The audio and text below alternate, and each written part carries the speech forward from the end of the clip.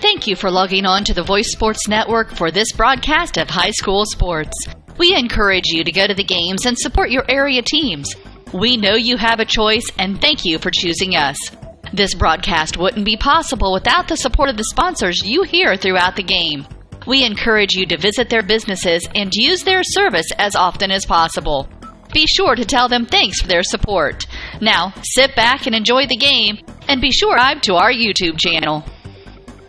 All right, good morning and welcome to Elwood, Indiana, where it is an absolutely beautiful day for some baseball. The umpires are taking the meeting with the coaches right now, and we're going to get this game started.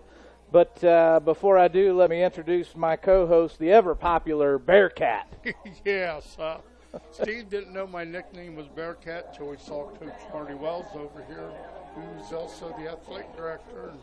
And I told Steve, I said he's going to tell you my nickname, and sure enough he did. He said, "Hi, Bearcat." Well, Blackford comes in with a record of 7-10, 0-3 in the conference. Losing, I know we lost Oak Hill, Macinawa, and Frankton, which they said.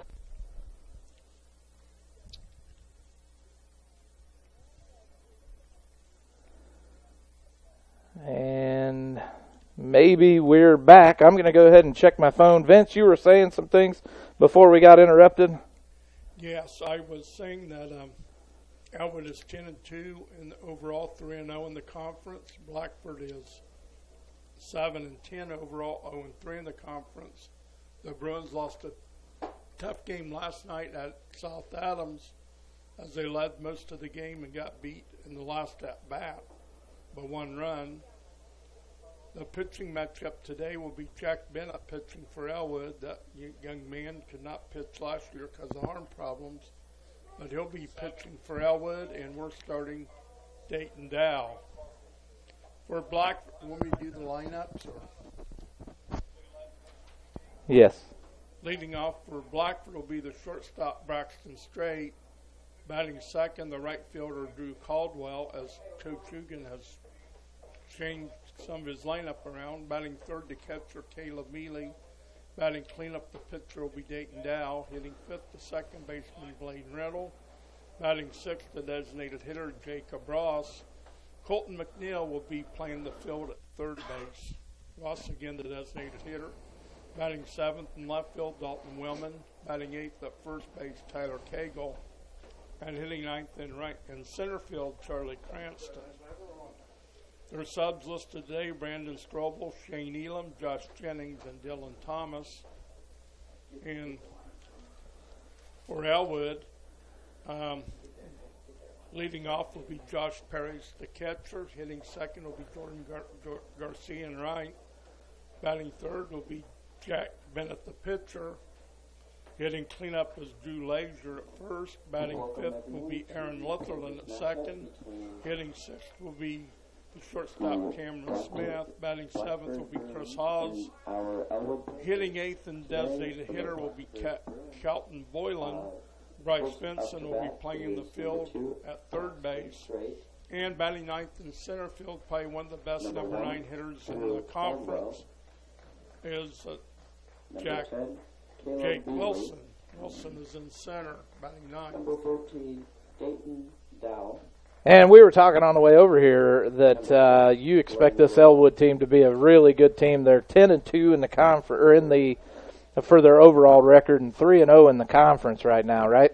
Yes, that's right. When these kids were 12-year-olds, 11 and 12, the juniors and seniors, they won the Little League District 9, beating Wabash twice, and they went to the state to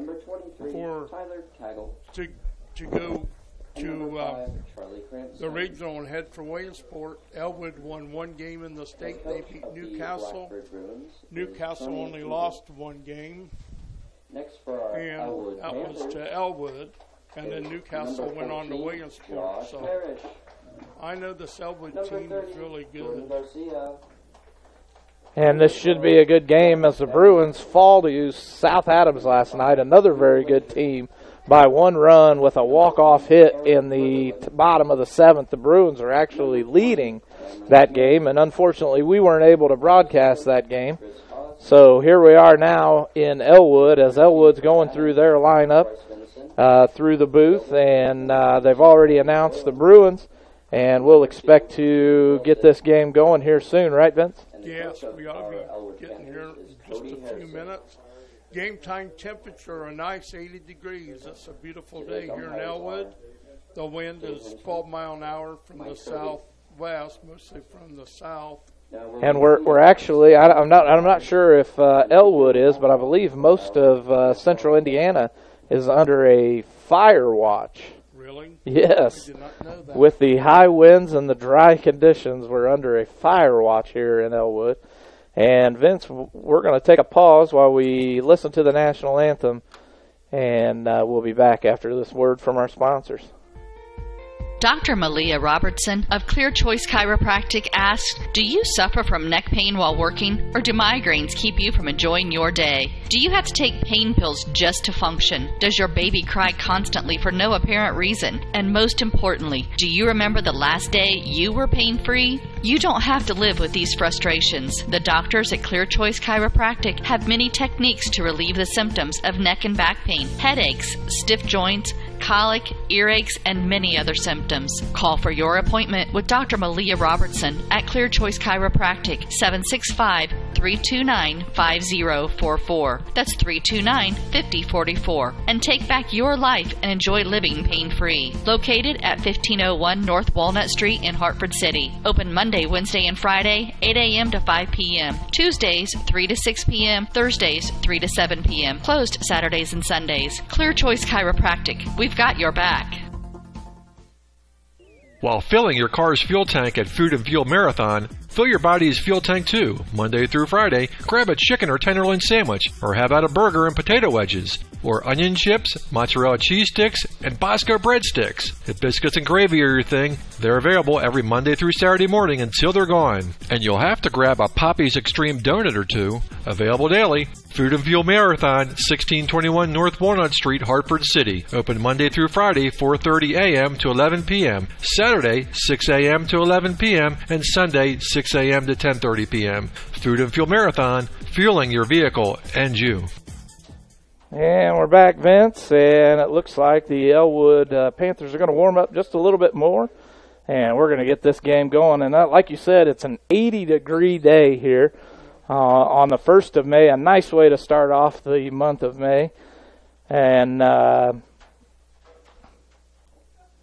the wind during the national anthem was headed from home plate out to center field, now blowing from right field to left field. So the wind may play a little bit of a factor here, but I guess we'll wait and see. And Elwood's wearing white uniforms. They look like the old Houston Astro uniforms, except they have the red and the stripes and the blue stripe right below the Elwood team name. I do like the old school look. Yes. And like I said, Jack Bennett's doing the pitching, and I look for this guy to have a real good game, be tough to hit for Blackford. Is this the guy that you were talking about on the way over Yes, here? That he was injured last year and couldn't pitch, but he could play shortstop for him last year. And if I remember right, against the Bruins last year, he played some center field. And he's a senior? Yes. Jack Bennett is a senior, so Jake Wilson. I know these kids from, like I said, doing the Little League on District 9. The next three up to bat is for the Blackford Bruins is number 1. Okay, number 2, thank you. Strait. Steve adjusted Number 1, my Drew Caldwell, and number mic, 10, so hopefully you Caleb can Neely. hear me. Braxton Strait leading off today for the Bruins. Straight, not the usual starter lead off for the Bruins, and he takes one on the inside corner, strike one. And the first pitch was thrown at 5:16 first pitch, 80 degrees. Bennett, the right-handed pitcher, out of the stretch, taking the sign, now delivering the wind-up, and that one, another one right down the middle for strike two. A 2-2 count now. Or an 0-2 count, I'm sorry. Yes, I think if Blackford batters get behind this Jack Bennett, they're going to have trouble hitting the ball. And a swing and a miss by Straight, and you were absolutely right. He did struggle there at the end, and Straight's the first victim to going down swinging of Bennett. And now we're going to have the freshman Drew Caldwell up to bat. Drew looking down at Tony Eugen. Tony Eugen just giving him the clap, and here we go. Bennett throws one outside and in the dirt for ball one. Yes, that's the first pitch he's thrown that hasn't been a strike. Something seems to be wrong with the first baseman. I think he had... Looks like he may have a necklace on. Well, I thought maybe... yes, that's what it is. Yep, taking the necklace off now. And I thought maybe the dirt had blew in his face, but he took off his jewelry, got sunglasses on. Bright sunny day here at Elwood. Not a cloud in the sky. Well, just as I say that, there's clouds just an hour left. And Bennett throws another one outside, ball two. So after 3 straight strikes for Bennett, now he's got 2 balls. 1 out for the Bruin. Caldwell, the freshman, and takes one inside for ball 3. Well, let's see if Coach Eugen gives him the take sign here in a 3-0 pitch, or if he'll swing away. And he's going to throw 4 straight pitches, 4 straight balls called. And Drew Caldwell's going to take his base and give the Bruins their first runner.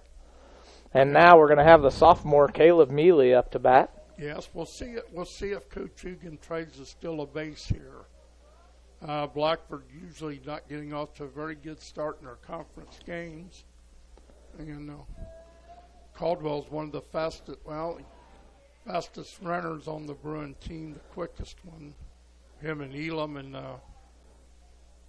maybe Blaine Riddle. And Bennett now out of the stretch. Caldwell with not much of a lead off. And Mealy's going to hit one over in the 5-6 gap. And they're going to throw to second to get the force out. And Caldwell's going to take a seat. And Mealy's going to record the first hit. That was a great play by the shortstop. That is Cameron Smith throwing to the second baseman. And he was throwing off balance. And now we're going to have the senior, Dayton Dow, the lefty, facing the right-handed pitcher. Bennett throws one just a little bit low, ball 1. Elwood, a good defensive team so far. Mealy getting the lead off, just a few steps, not very big. The cut of the grass is definitely farther than the Bruin cut, as Dow takes the first called strike. Now a 1-1 count as Mealy gets his lead off. Mealy goes back as Bennett looked like Bennett stepped off. And now we're back in action here as Mealy's just a couple step lead. Bennett delivers the pitch and Mealy takes off. And this throw is going to be way out of the way. And Mealy's going to stand up. Yes, with the stolen base. I thought Coach Eugen may try to steal a base. And now we need a big hit out of Dayton Dow. He's pitching today, so maybe he can help himself out by driving in a run. And Dow's going to foul one off. Now a 2-2 count. That one came about straight back at the booth. He's right on it. The wind now blowing from right to left, out to left field. A confused breeze out here as the windmills in the background are spinning, and Dow's going to take one on the inside corner for strike 3. And with that, we're going to go to another break, and we'll be back after this word. Foundations Building Material is proud to support Blackford High School athletics. Foundation Building Material is your local building materials distributor in East Central Indiana. Our promise to our customers is to do business with integrity and honesty and strive to be the best every day.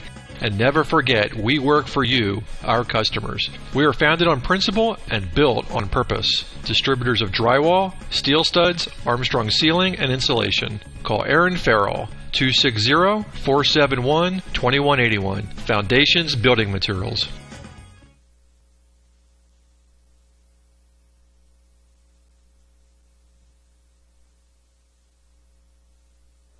And we're back, Vince. And do you have any stats for the last half inning? Yes. Jack Bennett strikes out 2 of the 4 batters he faces. He only gave up a walk to Caldwell. So in the inning, no runs, no hits, no errors, and 1 runner left. And we go to the bottom of the first. Elwood, first 3 hitters will be Josh Parrish, the catcher, Jordan Garcia, the right fielder, and Jack Bennett, the pitcher. And if any of those should reach, it'll be Drew Laser batting cleanup and Aaron Litherland batting 5th. So hopefully Dayton Dow can get out of the inning without allowing Elwood any runs. But we'll have to see how it plays out. Dow's been struggling this year. So hopefully he can get something going, as his warm-up pitches, look like a few of them were in the dirt. Yes, a little bit. But on the beginning of the season, the Muncie Star East Central Indiana players, Dayton Dow was like the 4th one in the East Central Indiana Yes, he was. area. And sometimes he's kind of struggled, and other times he's pitched well. But I still think when he dove over the fence at that Oak Hill game, that was amazing. Try to catch, and then later, or that was the Macedonville game. Then later he dove and caught the ball and hit his head against the fence when Blackford was really concerned about him. He definitely had a good game. So leading off is the catcher, number 14, Josh Parrish. Parrish, a right-handed batter with a left-handed pitcher, and Dow's going to put one on the inside corner, given strike 1 called. So now an 0-1 count for Parrish. As Vince said, the catcher for the Panthers. And this one's going to be down the middle, and it's a hit, and Dalton Willman out in left field, yes, for the catch to get the first out. He had kind of trouble with the fly ball, but he made an excellent catch on it.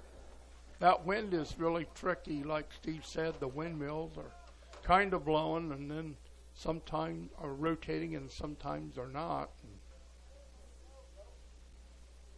And that pitch is going to fall right down the middle in the strike zone. Now an 0-1 count on the right fielder, Jordan Garcia.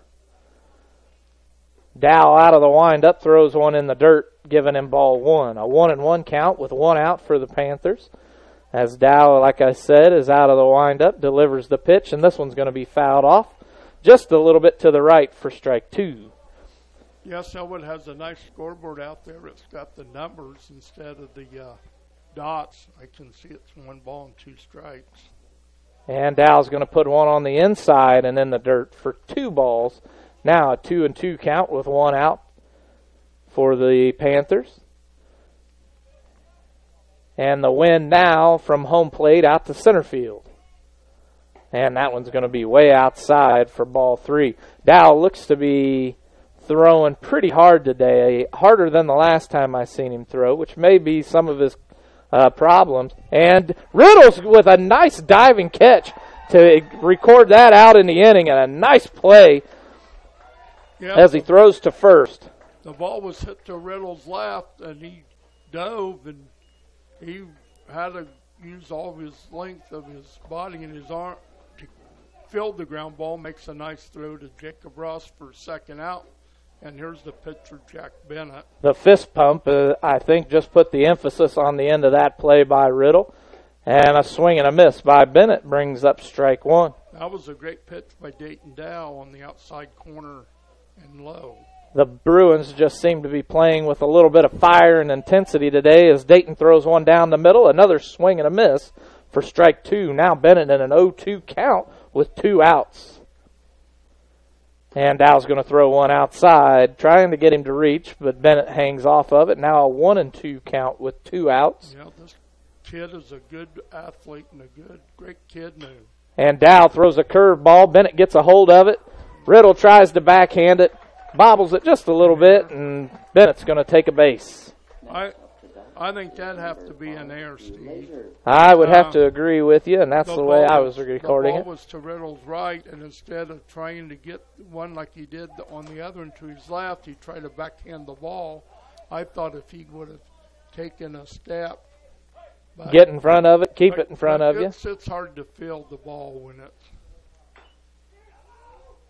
And now we have, and you tried to tell me how to pronounce this guy's name. Drew Leisure. Leisure. I used to announce him Leisure, and then it's pronounced Leisure. And he fouls one off, and I believe it may have went off the inside of his ankle, and he's hobbling around just a little bit. Yes, thank goodness it's an 80-degree day, or that one would have really stung. And with that, Vince, why don't we try to go to a break? And you know what? I'm not going to go to a video break. Cody Harrison is the head coach of Elwood. I don't have any listings of their assistants. For Blackford, of course, our head coach is Tony Ugan, and the assistant coaches with him tonight are Coach Bob Banner, who's coaches first base, and Scott Cagle. And I know that Scott Cagle knows a lot of these Elwood players because his son Tyler played with them. Played travel ball with them, yes he did. So he knows these kids pretty good for Elwood. And now Leisure back up to bat. He walked off the pane, and Dow throws one in just a little bit low for ball one. I saw Bennett getting off first base a little bit farther, so if he tries to steal, we'll have to see. This will be interesting with Mealy catching, like Steve said. And I'm not sure where that one missed. That one looked good from the booth. But now a 2-1 count. Ahead of the count, I doubt if they send the runner on a 2-1 pitch. And this one's going to be grounded out to right field. Cagle unable to get a hold of it, and Bennett's going to round second and go to third as he headfirst slides. Third. A nice hit by Drew Leisure, right by the first baseman, Scott Cagle, out in the right field. And that was Charlie Cranston coming up with the ball, and he looked like he was going to throw to third, and Bennett was flying around second, and like Steve said, slid head first into third, even though the play wasn't there. No, not even. They weren't even throwing. That's great hustle. Elwood is fundamentally sound baseball team. And now we're going to have Aaron Litherland, I believe is how you pronounce his name, as that pitch was thrown way outside, and Leisure is second. Going to go to second. And he was running to second. He was really limping. Yeah, it did look like he was hobbling just a little bit. If I tell you, you fell a ball off your foot, and it hurts. And now Dow finally throwing a strike here to Litherland, the second baseman, with runners on second and third, 2 outs, and the Bruins need to get out of this inning. And that curveball, just missing. Oh. And now a 2-1 count for Litherland. There's a big batter of the game for Blackford. And this one's going to be hit deep to center field, and it's going to bounce over. It's over the fence. I didn't see if that was a home run or if it bounced over, but I believe that's Charlie Cranston out in center field. And they're calling it a home run, and that's going to be a 3-run shot as the Bruins take a quick turn for the worse. Yes, Panthers put 3 runs up on the board. Charlie started to come in a little bit, then it looked like he went back and ran out of real estate, and that ball was over the fence. So as we have 2 outs for the Panthers, Cameron Smith up to bat, and Dow puts one just a little bit high and down the middle for ball 1. Yes, and all 3 runs every run scored this inning will be unearned because the rare on Riddle would have been the 3rd out of the inning. And Dow throws one just a little bit high. Now ball 2, a 2-0 count for Smith. And Dow struggling to find the strike zone with a 3-0 count. 2 outs on the Panthers. And he finally puts one in there on the outside corner for strike 1. A 3-1 count now for Smith. As Dow now struggling at the plate. All the wind from the team that we had going into this inning is now gone. And this is a high fly ball, maybe infield. And McNeil tries to catch it as he's running away. Not able to handle it. Now a 3-2 count for Smith. 2 outs for the Panthers. No runners on. That was an excellent effort by Colton McNeil. I never knew you could get an error on a foul ball until Bob Ugan told me you can get errors on foul balls. And this one's a hard hit ball out into right center, and Cranston on the run makes the third out of the inning. A very good catch. And let's go ahead and go to our sponsor, and we'll be back with some statistics. Are you looking for a job or know of someone who is? Peyton's Northern, a Kroger company, is now hiring. At Peyton's, you'll get a job with career advancement opportunities, employee discounts, tuition reimbursement, and educational assistance. A successful applicant will need to be 18 years of age, have the ability to work weekends, holidays, and overtime, can operate motorized equipment, complete strength and endurance testing, pass a pre-employment and background screens, work 10-hour shifts, and lift 55 pounds. At Peyton's, we offer matching 401k retirement savings, paid incentive days, personal and vacation days, and you'll receive Kroger benefits after 60 days. All qualified applicants are encouraged to apply for this opportunity online at jobs.kroger.com. Click on Logistics and Distribution Jobs and search for Bluffton. For questions, call Peyton Staffing Center at 260-827-2108 or 2109. That's jobs.kroger.com. 260-827-2108. Peyton's Northern, now hiring. And we're back, Vince, and I believe you got some stats that you figured up. Yes, at the end of the bottom half of the first, Elwood scores 3 runs, all unearned on 2 hits. A single by Drew Lazier and a big 3-run homer by Aaron Lutherland. So Elwood out in front 3-0.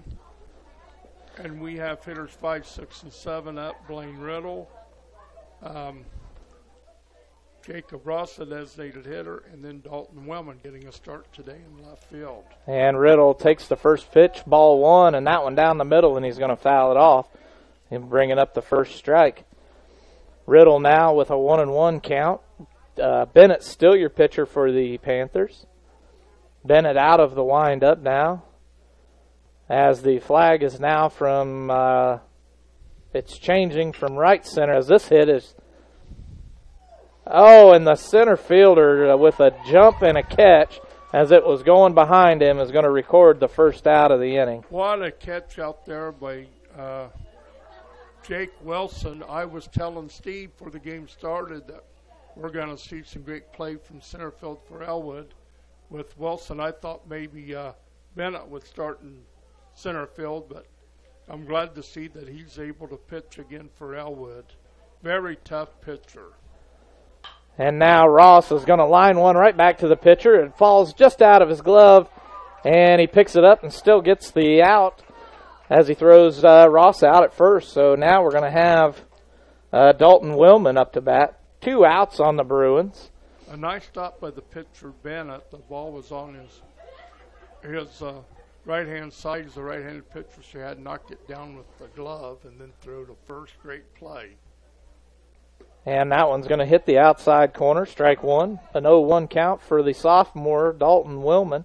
Also plays basketball and football for the Bruins. Yes, Dalton's a really good athlete.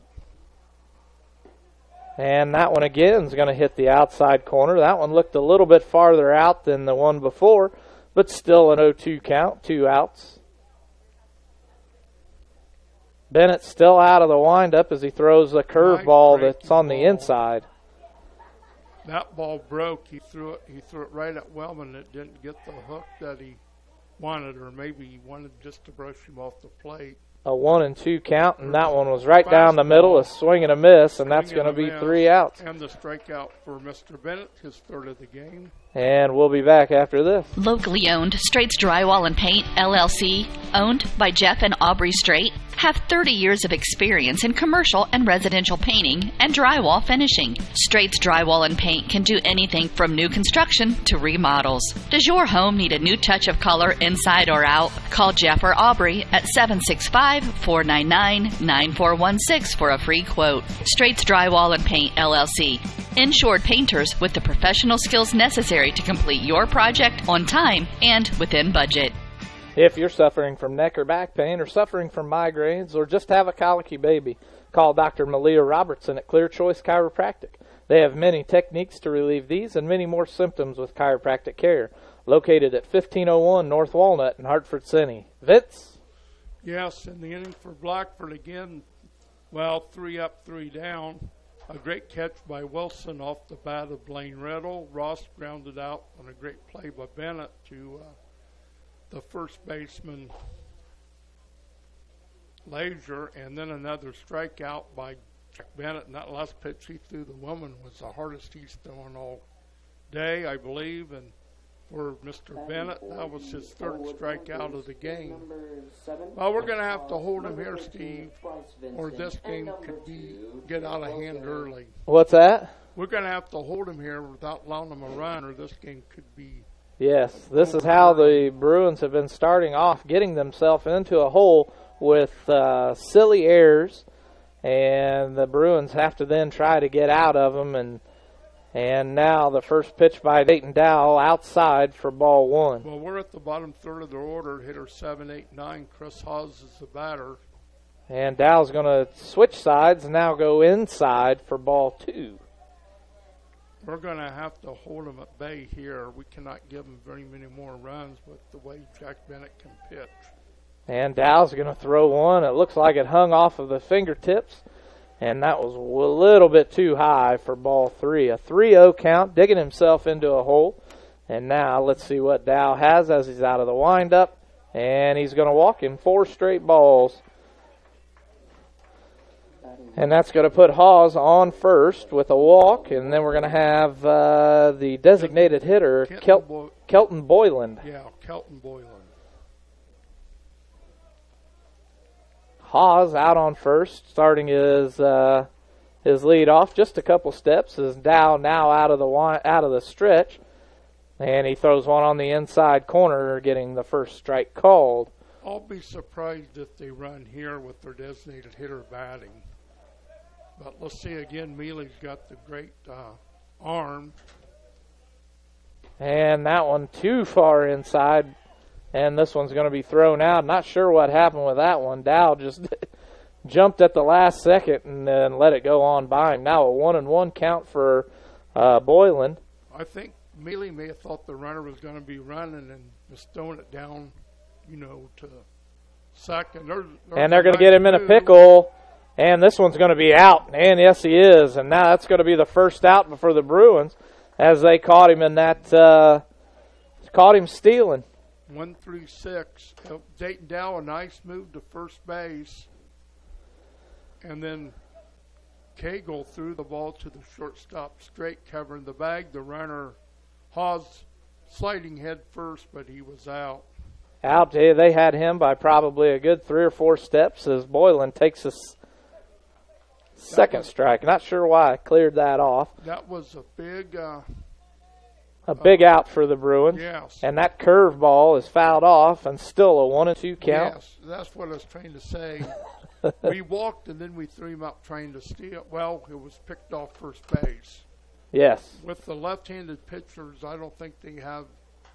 And this one as well is going to be fouled off and out of play down the right field line. Dow's movement figured out yet.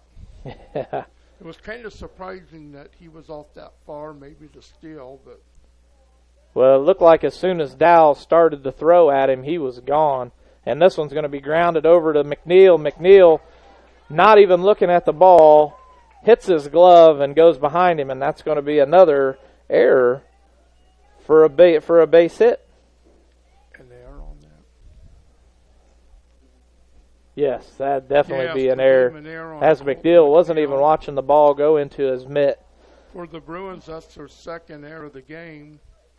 And against good teams like the Elwood and the Franktons and the Sinowalls, you can't give them,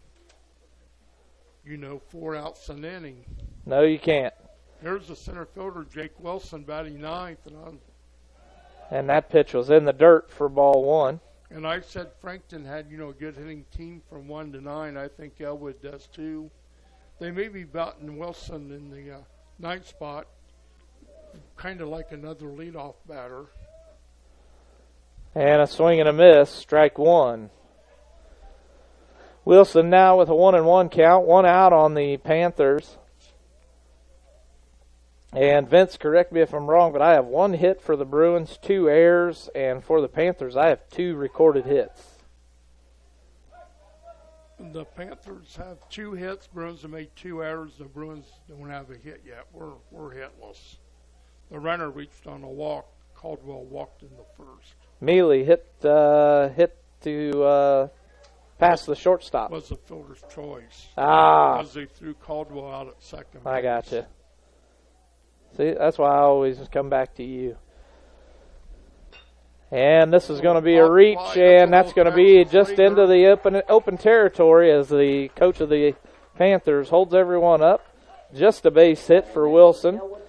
He couldn't have thrown the ball out there better than that. Right over Blaine Riddle's head. He didn't have a chance for that one. The ball dropped in right behind him. Yep, and that's going to bring up the leadoff. Let's see if he has this Parrish bunt here. Maybe, maybe not. We'll find out. Parrish, who flew out to left field his first at-bat, and he's swinging away, and that one's fouled straight right back. Over the booth, straight back, and my dad always said if you foul the ball back, straight back, you're right on it. You just got under it a little bit. That's what I've heard as well. And now an 0-1 count for Parrish. And Dow throws one just a little bit high and outside, a 1-1 count. That was probably a good pitch there. A 1-1 count with 1 out. Runners on first and second for the Panthers.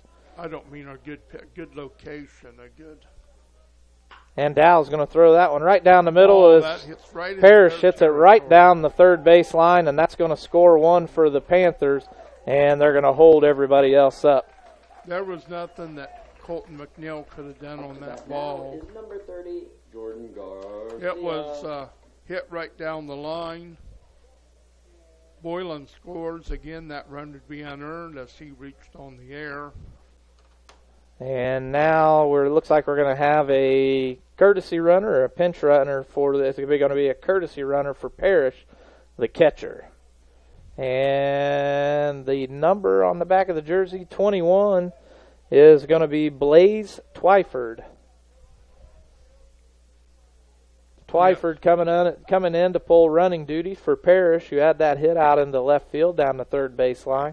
And Dow still out of the stretch. Runners on first and second. An 0-1 count. No. Jordan Garcia, who grounded out to second. Now his first pitch hits one out into the center field. Cranston throwing it in. And the runner at home is going to be safe. And they don't even try to throw the runner at third because he would have been safe as well. And now we've got runners on first and third. The Bruins now down 5-0. A good hit by Jordan Garcia. He comes from a baseball family. I know his grandpa Juan and his dad Andy. Well, here's Bennett up with runners on first and third, and we'll see how Elwood plays it. I don't think they're going to take the bat out of Bennett's hand. And Bennett a swing and a miss, and they're going for the out at second, and they get it, and the runner on third stays put. Now the Elwood Panthers with 2 outs as Garcia gets caught stealing. Nice throw by Mealy, right on the inside of the base, and the tag made by Straight. And the second pitch now, strike 2 on Bennett, an 0-2 count. Bennett's down 0 balls and 2 strikes. As Parrish And there was a called third strike. That's a called third strike, and with that, that's going to do it for the inning. And the Bruins looked surprised that they were out of that inning. And while we're doing that, let's go ahead and hear from our sponsor. The Voice of Blackford County Community Newspaper is your hometown newspaper with a staff that takes great pride in covering local community events in Hartford City and Montpelier. Available at newsstands in Hartford City at Needler's Fresh Market, Food and Fuel, John's Service Station, Northside Florist, and in Montpelier at Koppel's Family Market, Carrie's Restaurant, Restaurant in Charlie, Sunoco, with more locations coming soon. The Voice of Blackford County is published every Tuesday with a cost of only $1 or a yearly subscription for $35. You'll find school-related events, obituaries, public records info, church news, community calendar, and so much more. Contact Danny at 765-251-4903 or Ann at 765-330-4842. The Voice of Blackford County Community Newspaper. Local news about local people. Foundations Building Materials, your local building materials distributor in East Central Indiana for drywall, steel studs, and Armstrong insulation and ceiling. Founded on principle and built on purpose. Contact Aaron Farrell, 260-471-2181. Vince, do you have some stats? For Elwood, in bottom half of the second inning, they bat 6 batters. 3 base hits by Jake Wilson, Josh Parrish, and Jordan Garcia. 1 error, the error on the third baseman. And a strikeout by Dayton Dell, and Jack Bennett was his first. So we head to the top of the third. Blackford's going to have to do something. Blackford's definitely going to have to get something started, and hopefully the senior, Tyler Cagle, can get it going. And Elwood's ahead 5-0. Elwood's already batted through their lineup, headed on their second turn as Cagle starts with ball 1, and the Bruins just now at 8-9. Cagle, the senior, who's committed or been accepted as he takes ball 2 on the outside, been accepted to Indiana University and will be starting off his college years this fall. Bennett still out of the windup, a 2-0 count for Cagle, and that one's also going to be in the dirt. Now ball 3, a 3-0 count for Cagle as Bennett struggling to get things going here in the top of the third. Bennett out of the windup, and he's going to walk him with one that was way outside. It looked like Jack Bennett had his arm dangling at his side, and he was kind of shaking it, so I sure hope he's all right. I hope his arm's not bothering him. And he blows in his hand now when he's out there on the mound. Tony Cagle giving the sign. Charlie Cranston, see if Charlie may try to bunt to get something going here for Blackford. Charlie shows bunt, but pulls it back, and the first pitch is called strike 1. See how Coach Hugan plays it. He may have him take a pitch here, Steve, and then I'm sure that Cagle's not going to go anywhere. No, probably not. And Cranston's going to bunt one right down the first base line, and I think he's going to beat this one. What a play by And they did get him out. What a play by Jack Bennett. He fielded that ball barehanded, flipped it to the first baseman. That ought to be a sacrifice bunt, I would imagine. That's the way I was going to record 1-3 with the put out, a great play by Bennett to the first baseman. And that's going to put runners on second. It's going to put Cagle on second. Bennett still now out of the windup. First pitch just a little high for ball 1, and we're back to the top of the lineup with Braxton Strait. Yes, we're going to have to do something this inning to try to get a run in. And Bennett steps off, and Cagle goes back. As we said earlier, Cagle's played with some of these boys before. And that pitch is just a little low, ball 2. A 2-0 count now for Braxton Strait. 1 out for the Bruins. Tyler Cagle out on second as Bennett's out of the stretch, delivers the pitch, and that one was right down the middle. It's going to be a high fly ball. The catcher coming back towards the fence, and it takes a big turn for him, and he tries to fall backwards and get it. But he doesn't get it. So now the count 2-1 for Braxton Strait. I was wondering how Coach Hugan would play that with a 2-ball, no-strike count. He's probably figuring that if Elwood thinks he's taking a pitch and they got a pitch to hit, that would be a good at-bat to swing at. And Braxton again under the ball. And now a 2-1 count. Cagle, not much of a lead off, and that pitch is way outside, and it's behind the catcher. And Cagle with the wheels makes it to third on the steal, or on the passed ball. So now a 3-1 count for Braxton Strait as Tyler Cagle is hanging out in scoring position, and the Bruins looking to break into this 5-0 lead that the Panthers have early on. Yes, we're going to need to score this inning. Strait still with a 3-1 count, 1 out, and that pitch a little on the high side, but gets the called strike, a 3-2 count.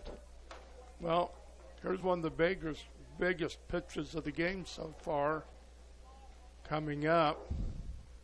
And that one's going to be in the dirt, and Straight's going to get the walk. Now runners are going to be on the corners. A good at-bat by Braxton Straight. Now we're on the corners with Caldwell, and like I said, Drew Caldwell's one of our quickest runners. And Caldwell starts to run out towards Coach Ugan, but Ugan tells him to stay where he's at and go ahead and finish the at-bat. And Braxton Straight was another one of our quickest runners. And that pitch is going to be mishandled by the catcher, and Straight's going to go on to second. That's a pass ball for sure on that one. Absolutely. It's Straight now. Runners on second and third. Straight on second. Cagle on third. And the freshman Drew Caldwell up to bat. The Bruins still in a 5-0 hole. Coach Ugan really being encouraging to his young hitter, freshman hitter. And Caldwell's going to foul one straight out of play down the right field line to bring up his first strike. A 1-1 count now, 1 out, as runners still on second and third. Yes, Coach Ugan knows we got to get these ducks on the pond home. Yes, sir, as Bennett throws one just a little bit too low. Now a 2-1 count. Bennett now out of the windup as Straight's on second. Cagle's on third. Bennett now delivering the pitch, and that one was right down the middle. And Caldwell with a nice hit down the middle, and it looks like they're going to hold up Straight as Cagle scores. That was really good base job coaching by Tony Ugan. Because I tell you, that Wilson kid playing center field is probably one of the best center field. I'll say he's the best center fielder in the conference. He come on that ball and got it, and I think if Straight had tried to score, it would have really been close. An RBI for Caldwell, our first hit of the game. And now Caleb Mealy, the sophomore, up to bat as Caleb fouls one off, and the first baseman might get a hold of this one, and he does, and that's going to be 2 outs for the Bruins as he retires Caleb Mealy. Nice catch by the first baseman. Again, that Slazer. And that's going to bring up the senior lefty, Dayton Dow. I think Coach Ugan's going to have him running Caldwell. And Dow takes the first pitch on the high side, ball 1. Runners on first and third. Caldwell on first. Straight out on third as the Bruins trying to eat into this 5-0 lead. Now 5-1. And that pitch is going to break right into the strike zone. Ball. He started that out on the third base side of the dugout. Of the batter's box, and it broke right in on the corner. And now a 1-1 count with 2 outs on the Bruins, and that one's right down the middle, about knee high for strike 2. Well, if Coach Ugan's going to send him, it's going to be on this pitch, because if they strike him out, the inning's over. And now a 1-2 count, they would drop 2 outs. The third strike. No, he stays right there, and Jack Bennett, another strikeout on. And what a pitch by Bennett. That is his 5th strikeout of the game, and we'll be back after this message. Dr. Malia Robertson of Clear Choice Chiropractic asks, do you suffer from neck pain while working, or do migraines keep you from enjoying your day? Do you have to take pain pills just to function? Does your baby cry constantly for no apparent reason? And most importantly, do you remember the last day you were pain-free? You don't have to live with these frustrations. The doctors at Clear Choice Chiropractic have many techniques to relieve the symptoms of neck and back pain, headaches, stiff joints, colic, earaches, and many other symptoms. Call for your appointment with Dr. Malia Robertson at Clear Choice Chiropractic, 765-329-5044. That's 329-5044. And take back your life and enjoy living pain-free. Located at 1501 North Walnut Street in Hartford City. Open Monday, Wednesday, and Friday, 8 a.m. to 5 p.m. Tuesdays, 3 to 6 p.m. Thursdays, 3 to 7 p.m. Closed Saturdays and Sundays. Clear Choice Chiropractic. We've got your back. The Voice of Blackford County Community Newspaper is your local newspaper with local news about local people. Pick your copy up at multiple locations in Hartford City and Montpelier. Published every Tuesday with yearly subscriptions available. The Voice of Blackford County Community Newspaper. Call Danny at 765-251-4903. Vince? Yes, in top half the third inning, the Bruins needed to do what they needed desperately was a run, but we only scored one run on one hit, the single by Caldwell, first hit for Blackford. No Elwood errors and 2 runners are left. So we go to the bottom of the third, Elwood leading 5-1. We're going to have to shut them down. As we have Drew Leisure, the first baseman for the Panthers up, who got a hit out into right field his first at-bat, as Dow throws one on the inside corner, giving ball 1. Yes, Elwood's at hitters 4, 5, and 6, Leisure, Litherland, and Smith.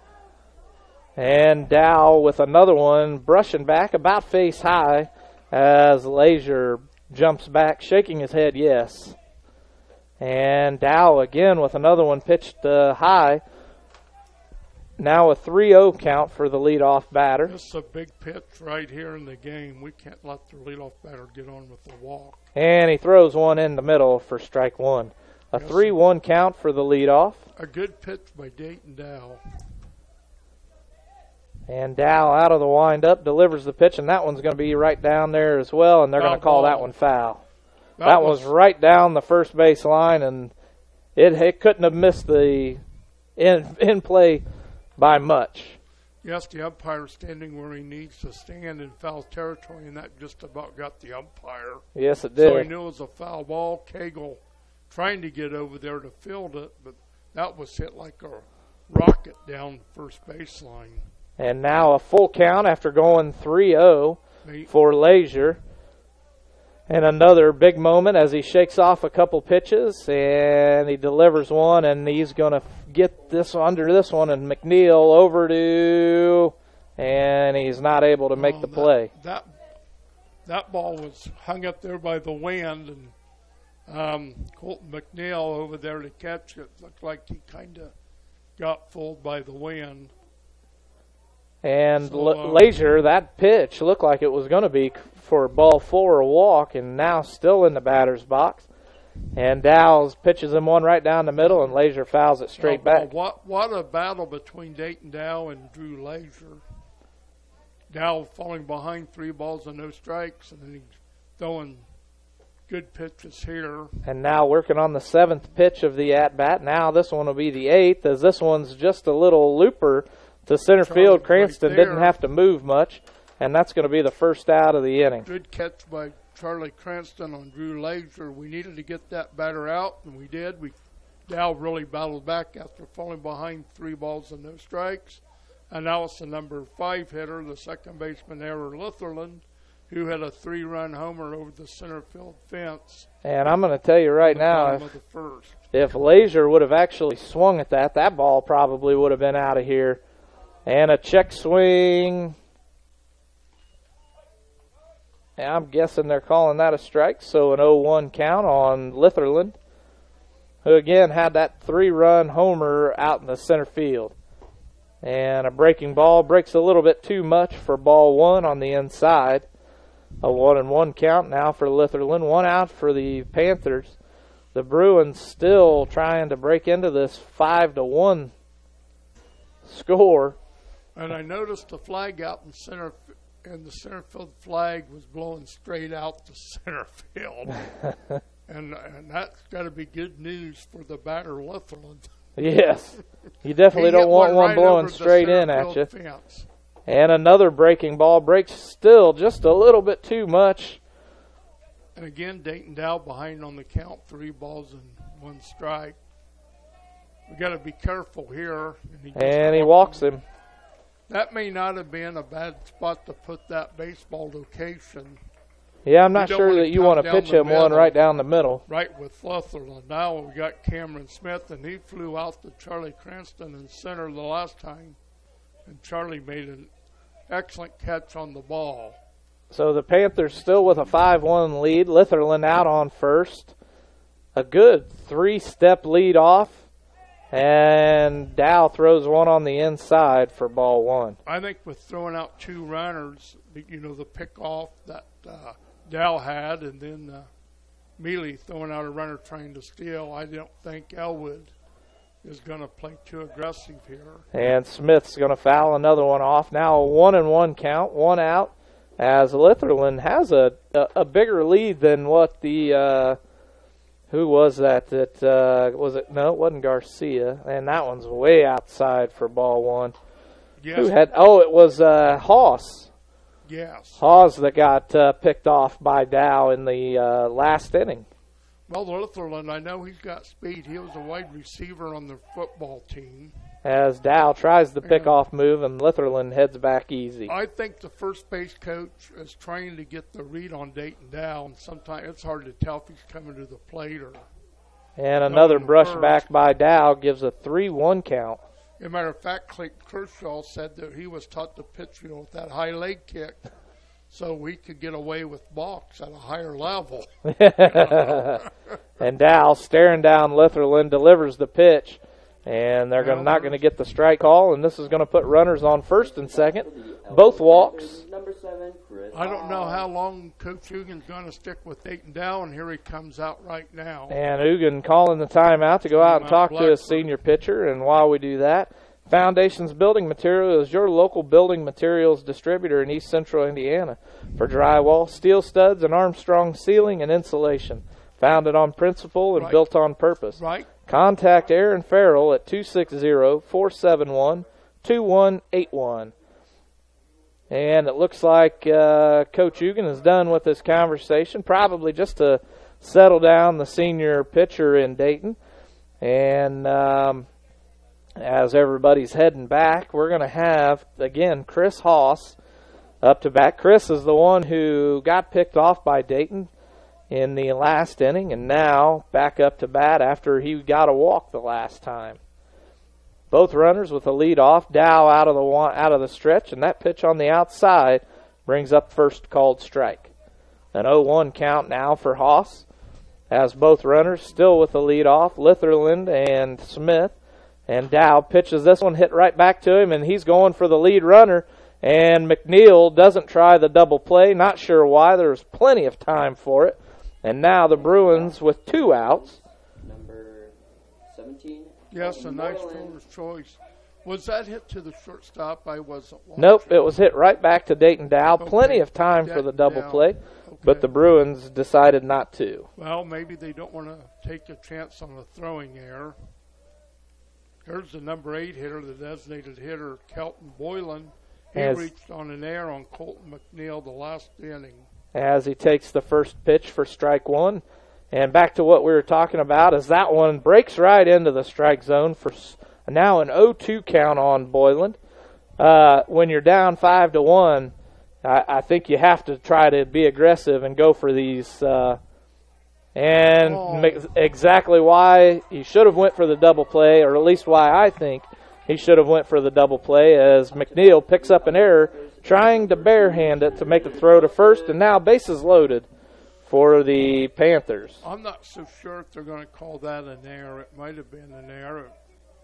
Anyway, it looked like Colton McNeil was trying to field the ball, and then I think maybe if he would have let it go, it may have bounced foul, but you can't take a chance like that, because if it's a fair ball, they're going to score. This is a high fly ball out into center field, as I believe that's Caldwell comes over and makes the out. So the Bruins getting out of what was a bad situation with bases loaded.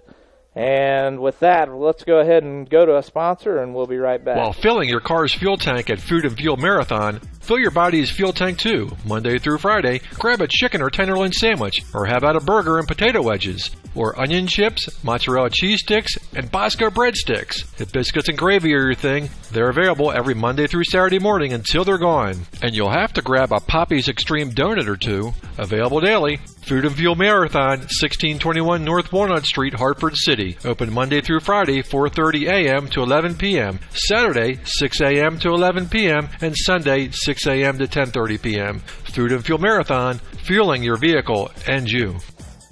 With 30 years of experience, Jeff and Aubrey Strait, owners of Straits Drywall and Paint LLC, can help you with any project you have, from commercial and residential remodel to new construction. Give your home that new touch of color. Give them a call at 765-499-9416. And don't forget to follow them on Facebook, Vince.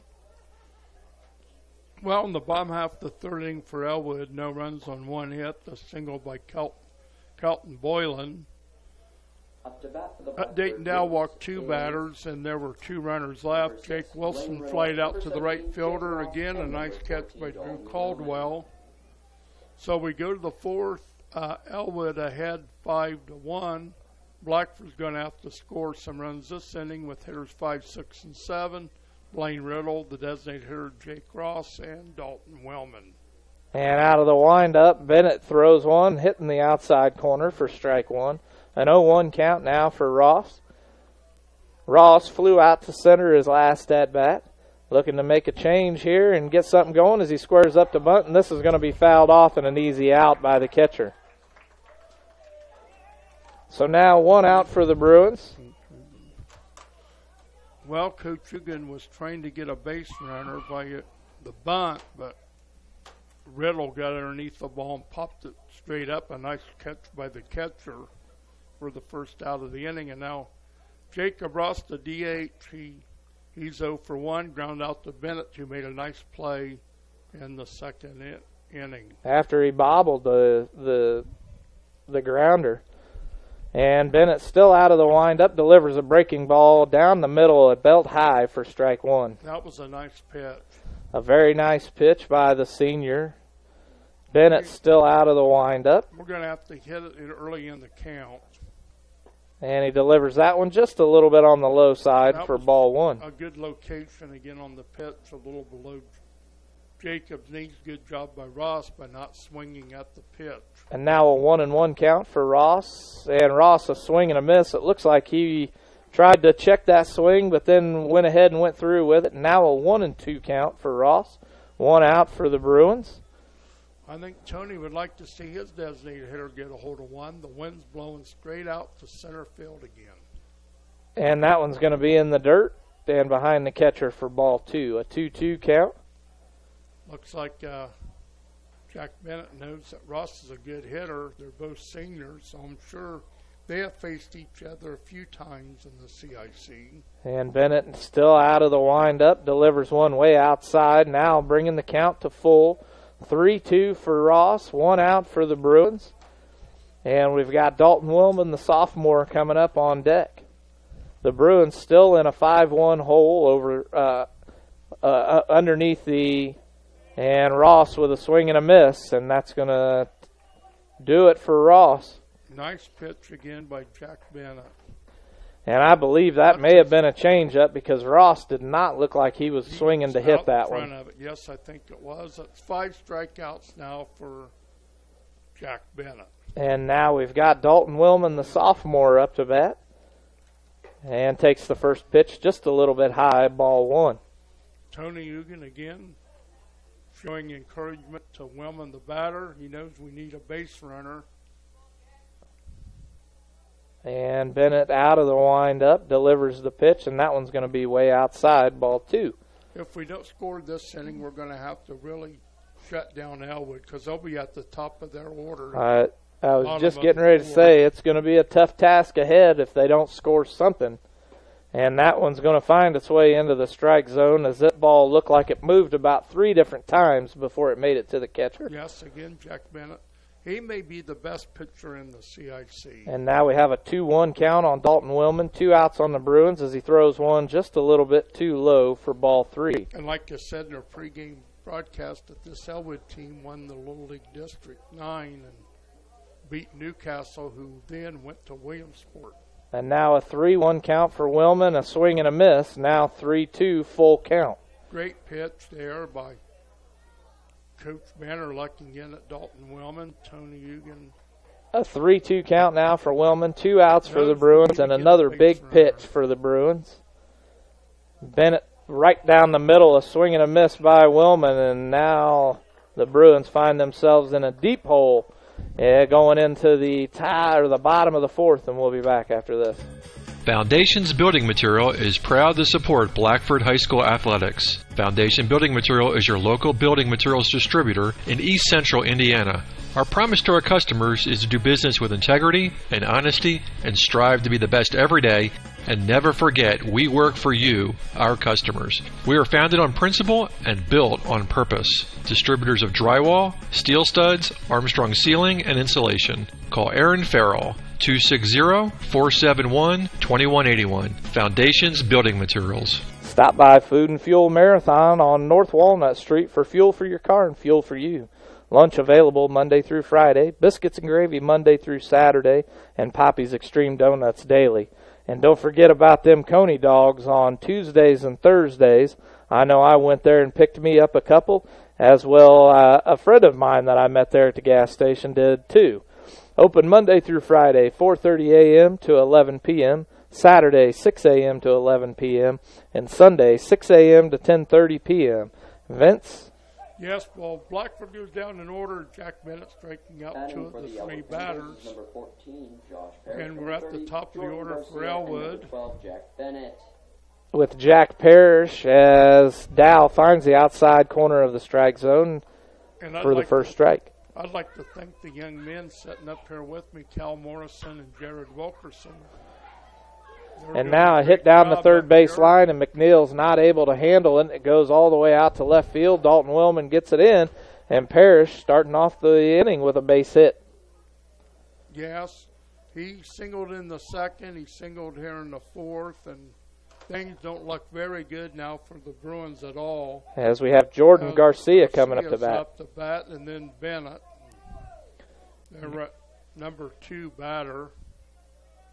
Garcia got a hit out into center field his first at-bat, but got caught stealing as he takes the first pitch, a swing and a miss, strike one. Well, if they're doing anything here, they're going to do it now, either a bunt or a hit and run or something, but we'll see. They may just play it straight away. He does. The runner's not going. With the way the Bruins have been playing, I'm not sure why you would try to bunt or steal. Take almost a guaranteed out with a bunt. Yes. And now Dow with a 2-1 count. Really starting to struggle. That's ball 2. A 2-1 count now for Garcia. The runner on first, Parrish getting a really nice lead off. And that one's going to be hit over to second as Riddle's trying to turn 2 and straight.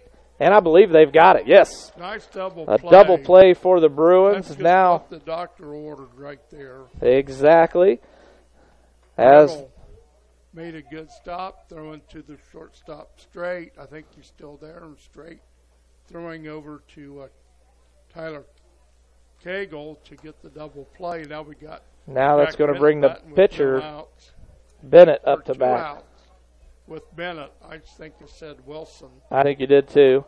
And the first pitch on the outside corner, strike one, as the Lady Bruins are leading 3-2 in the bottom of the third, and not real sure what happened there. Well, that's good job. And who are girls playing tonight? Elwood? Yeah, CIC. Oh, that's right, over here at Elwood. Playing here at Elwood, just behind us. Oh, yeah, that's right. I knew that. And Bennett's going to foul one off. Now down in the count, a 1-2 count for Bennett. 2 outs for the Panthers after falling prey to that double play. And now Dow out of the windup. Bennett's your batter, and he's going to get a base hit right up the middle.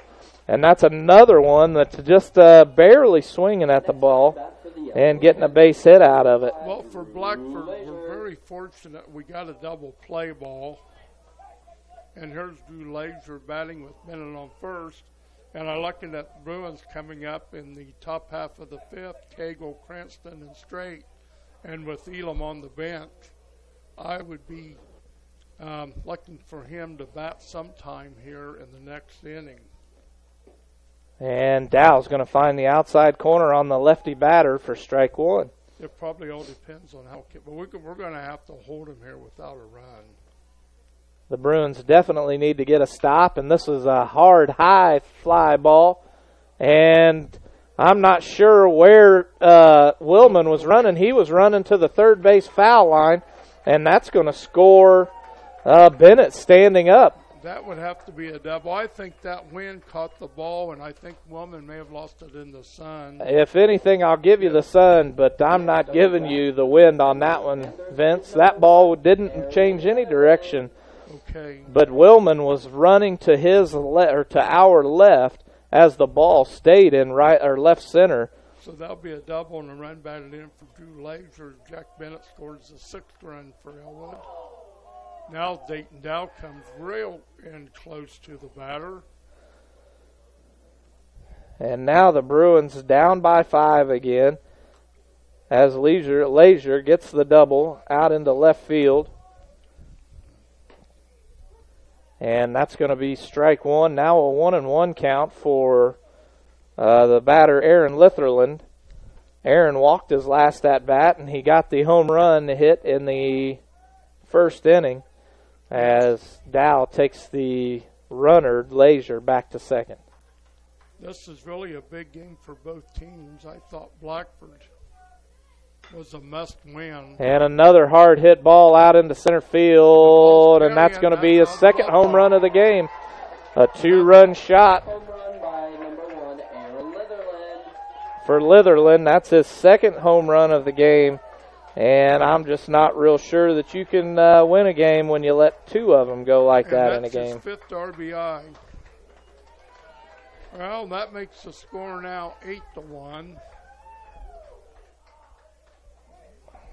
If I got it right. Yep. Next up the bat is number 20, Cameron Smith. 8-1, and Cameron Smith up to bat. Smith walked his last at bat and flew out to center his first at bat. And Dow's going to throw one high and inside for ball 1. Again, Cal Morrison's our public address announcer, and Jared Wilkerson. Another inside pitch for ball 2. He is running the scoreboard for Elwood. They're decked out in their Elwood hats and shirts. And he's going to foul one off. Now a 2-1 count. And I don't see any distance markers out on the fence. Do you, Vince?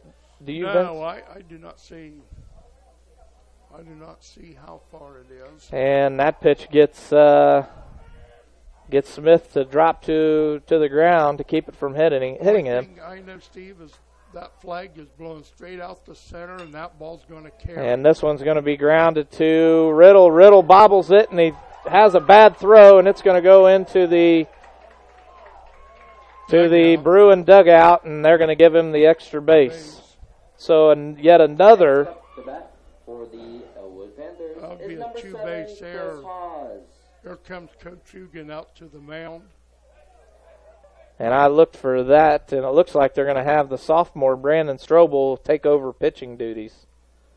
Yes. And with that, we're going to go ahead and go to some breaks, and we'll be back after this. Are you looking for a job or know of someone who is?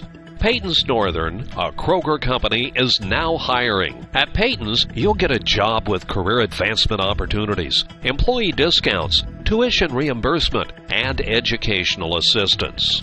A successful applicant will need to be 18 years of age, have the ability to work weekends, holidays, and overtime, can operate motorized equipment, complete strength and endurance testing, pass a pre-employment and background screens, work 10-hour shifts, and lift 55 pounds. At Peyton's, we offer matching 401k retirement savings, paid incentive days, personal and vacation days, and you'll receive Kroger benefits after 60 days. All qualified applicants are encouraged to apply for this opportunity online at jobs.kroger.com. Click on Logistics and Distribution Jobs and search for Bluffton. For questions, call Peyton Staffing Center at 260-827-2108 or 2109. That's jobs.kroger.com. 260-827-2108. Peyton's Northern, now hiring. Locally owned Straits Drywall and Paint, LLC, owned by Jeff and Aubrey Strait, have 30 years of experience in commercial and residential painting and drywall finishing. Straits Drywall and Paint can do anything from new construction to remodels. Does your home need a new touch of color inside or out? Call Jeff or Aubrey at 765-499-9416 for a free quote. Straits Drywall and Paint, LLC. Insured painters with the professional skills necessary to complete your project on time and within budget. And we're back here, Vince, as Strobel's finishing up his warm-up duties. We're going to have Cameron Smith out on second. And up to bat now, we're going to have Chris Haas. And Haas is the number 7 batter, so Brandon Strobel's going to have to figure out a way to get these guys out. And with a runner on second, 2 outs, Strobel has a big task ahead as he throws a curveball that goes by Mealy, and Smith is going to make his way over to third. I couldn't tell if that was a wild pitch or a pass ball. I think you could score it either way. It hit the dirt, probably right at Mealy's glove. As I just found out, the girls are tied 3-3 with Elwood in the dugout or the diamond behind us. And a foul ball by Haas. That was a nice pitch by Brandon Strobel. And now we've got a 1-1 count, 2 outs on the Panthers, as Strobel is your pitcher. Haas has walked and he's reached on a fielder's choice. And the Bruins still down by 7, 8-1. And that one's right down the middle, just about chest high, as Dayton Dow comes in to field it out in left field, and that's going to score yet another one. And now the score 9-1. For the Elwood Panthers is number 17. So number 17, Kelton Boyland up to bat. Yes, he's a designated hitter, and he's been on base twice, and they're on the third baseman in the second, and a single in the third inning. And Strobel out of the stretch, delivers a breaking ball, finds its way on the outside corner for strike one. There's 2 outs. After Perry's single, the Bruins turned a double play. It was looking good for him. And Strobel tries to pick off and sends Haas back. Nice move by Brandon over to first base. Cagle's holding him on. They don't want Elwood to get another runner in scoring position. And that one's in the dirt for ball one. 2 runs will win this game if Blackford does not. Well, we'll have to. We still have another inning. Fifth. We just can't let them score here. No, with 2 outs. We don't want to have to come back down from 9. And this one's going to be grounded over to straight to Riddle, and that's going to do it for the inning. And with that, let's go to break, and we'll be right back. The Voice of Blackford County Community Newspaper is your hometown newspaper with a staff that takes great pride in covering local community events in Hartford City and Montpelier. Available at newsstands in Hartford City at Needler's Fresh Market, Food and Fuel, John's Service Station, Northside Florist, and in Montpelier at Koppel's Family Market, Carrie's Restaurant, and Charlie's Sunoco, with more locations coming soon. The Voice of Blackford County is published every Tuesday with a cost of only $1 or a yearly subscription for $35. You'll find school-related events, obituaries, public records info, church news, community calendar, and so much more. Contact Danny at 765-251-4903 or Ann at 765-330-4842. The Voice of Blackford County Community Newspaper. Local news about local people. Peyton's Northern and Kroger Company is hiring in Bluffton. A successful applicant will need to be at least 18 years of age, have the ability to work weekends, holidays, and overtime, can operate motorized equipment, complete strength and endurance testing, pass a pre-employment and background check, work 10-hour shifts, and lift 55 pounds. All qualified applicants are encouraged to apply for this job opportunity online at jobs.kroger.com. Click on Logistics and Distribution Jobs and search for Bluffton. For questions, call Peyton Staffing Center at 260-827-2108 or 2109 as Tyler Cagle's up to bat for the Bruins. And he takes the first pitch, strike one. And now Cagle with an 0-1 count. Cagle walked his last at-bat and actually came in for the only score of the Bruins. And that pitch just a little low, but gets the strike call by the umpire. Now an 0-2 count. That was a great pitch there. It looked like it kind of came and then the bottom just dropped out of it. And that pitch was way outside now for ball one, a 1-2 count. It seems that Bennett, I think I've got him down. Anytime he's gets ahead in the count with 2 strikes, he throws that pitch way outside, yes, trying to get him to reach for it. Has yet to get it, though, as what a stop by Coach Hugan at third base. Cagle fouls one off. Cagle grounded one to him. Coach Hugan making a nice catch, the third baseman for Elwood, saying, "Good stop, Coach." And now a 1-2 count still for Cagle, as that breaking ball finds its way on the inside corner, and we just can't do stuff like that being down by 8 runs to this team. This Elwood team is really legit. They're really good. I thought Frankton was the best team we'd seen all year, but this Elwood team, if they win today, will be 4-0 in the conference. It looks to me the difference between the two teams is Elwood is better with the bats and not afraid to swing at a 0-2 or a 1-2 or a 2-2 count. No, Charlie Cranston was batting and he tried to lay a bunt down. He missed for strike 1. A swing and a miss by Cranston, now for strike 2. Jack Bennett. Bennett pitching out of the windup. Cranston, the number 9 batter this evening. Bennett out of the windup, delivers, and Cranston checks his swing at the top, and we really wanted a piece of that, but it was outside, ball 1. Now, we just can't let third strike go by. We have to get a piece of it. As Cranston, an 0-2 bunt, and he's going to be out because it goes foul. And that'll be a strikeout, a swinging strikeout for Jack Bennett. That's his 4th in a row. 1, 2, 3, 4, 5, 6. 4 in a row, 8th in the game. And now we're back at the top of the lineup with 2 outs, Braxton straight. If we don't score here, things will go from really...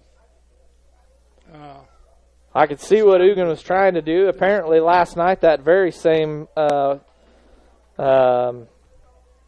play worked for him last night. He actually got a runner on base by bunting on an 0-2 count, and it sparked something in the Bruins. But tonight it goes down in flames as Straight hits one up the middle. The second baseman unable to handle it, and he's going to get a base hit out of it.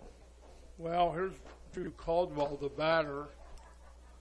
Next to bat for the Blackford. Now we're going to have the freshman Drew Caldwell up to bat. Drew Caldwell. Again, Coach Hugan showing encouragement, clapping for Straight as he got the base hit, and encouraging Caldwell to do the same. Caldwell 1 for 1, a walk and a single. And Caldwell takes the first one a little bit too high for ball 1. And I tell you, like I said before, as a freshman, Drew Caldwell is really good athlete and player. And facing the senior is going to be a tough at-bat for him, but maybe he can do something here. And Bennett out of the stretch, throws one a little bit too low for ball 2. No strikes. Let's see if Coach Hugan has him swing away, figuring Bennett would come right in with a good pitch.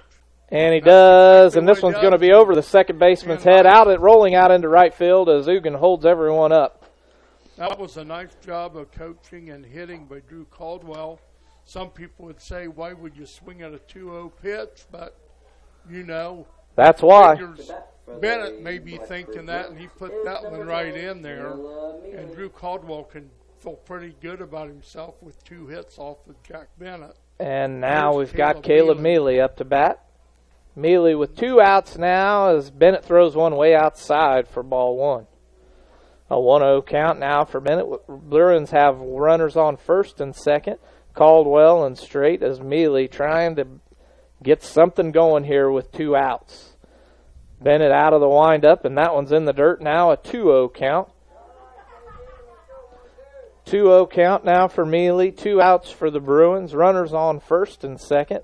Bennett out of the stretch and delivers this pitch, and it was on the outside. And this one's going to be in the gap, and we're going to score here as that one hops to the fence, and Straight's going to score standing up. Caldwell looks to be rounding third. He's going home, and there's going to be a play at home, and Caldwell's going to be safe. So a 2-run RBI for the sophomore, Caleb Mealy. A nice hit by Mealy and some good base running by the Bruins. And we needed that. We needed both runs. Straight scores.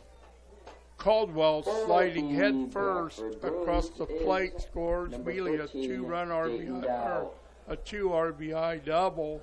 And now the cleanup batter is Dayton Dow. He was moved from pitcher to left field. And he takes that first pitch on the inside corner for strike 1. And Mr. Dow having a tough plate appearance against Bennett, struck out both times, called in the first and swinging in the fourth. And that one just a little bit too far inside. Now a 1-1 count. We need a good hit from Dayton. He can do it.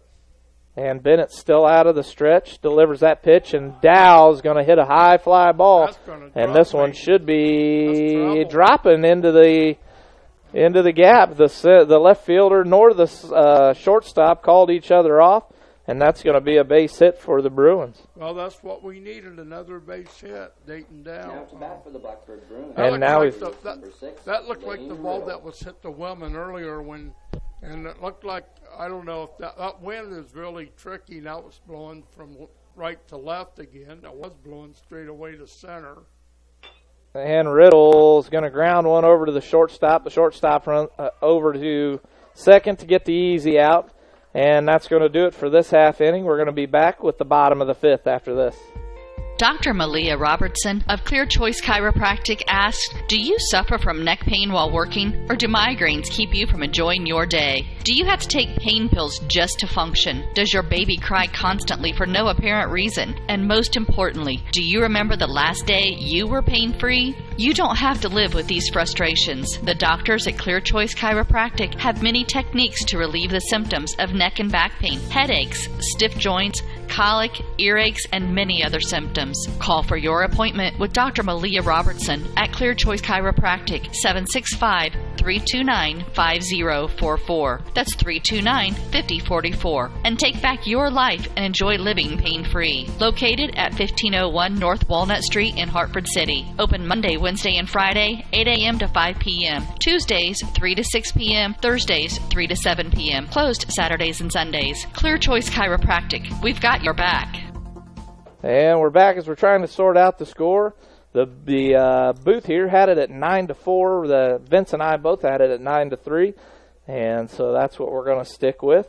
And with that, Vince, what do you got for us? Yes, I thought Mealy had scored on Dow's single, but he didn't. He was held at third base. So Blackford, after Jack Bennett strikes out the first two batters, scores Up to bat for the Elwood Panthers 2 runs on 4 hits, singles by Straight, Caldwell, and Dow, and the double by Caleb Mealy. Brandon Strobel staying on the mound here in the bottom half of the fifth inning.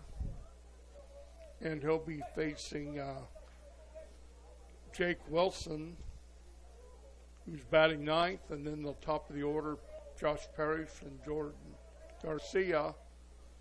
Again, Blackford's going to have to hold him from scoring here. And a nice pitch, a nice breaking ball by the sophomore. Puts one in the strike zone. That pitch was up by the head and broke right down into the strike zone for an 0-1 count. Now he throws one a little outside for ball one. A 1-1 count now for the batter Wilson. And Strobel's going to throw one again outside and in the dirt for ball two. Looks like he's throwing that breaking ball. He's starting it on the outside corner away from the batter, and it's just tailing away from the hitter. And this time he's going to throw one on the inside for ball three. A 3-1 count now for the sophomore as the Panthers look to have some bullpen action. I can't really read the number. It looks like it says 12, but I know that's not right. I think maybe it's 13. Designated hitter number 17. Yeah, that's what I was thinking. Kelton Boylan. And Wilson's going to get the walk.